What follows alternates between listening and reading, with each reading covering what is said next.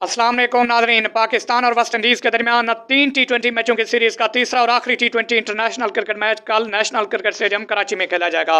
कल के टी20 मैच के लिए पाकिस्तान की फाइनल 11 में कौन कौन से प्लेयर शामिल होंगे और मैच पाकिस्तानी वक्त के मुताबिक कितने बजे स्टार्ट होगा, मुकम्मल तफसील जानने के लिए इस वीडियो को इन तक ज़रूर देखेगा।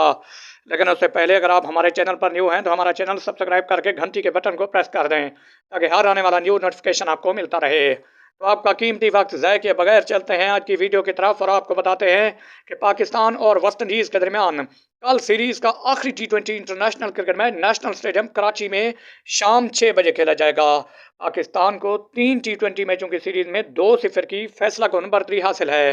कल के टी20 इंटरनेशनल मैच में पाकिस्तान की फाइनल 11 में नंबर 1 कप्तान Babar Azam, number 2 Mohammad Rizwan, number 3 Fakhar Zaman, number 4 Asif Ali, number 5 Haider Ali, number 6 Iftikhar Ahmed, number 7 Shadab Khan, number 8 Shaheen Afridi, number 9 Haris Rauf, number 10 Mohammad Nawaz, number 11 पे मोहम्मद वसीम जूनियर होंगे।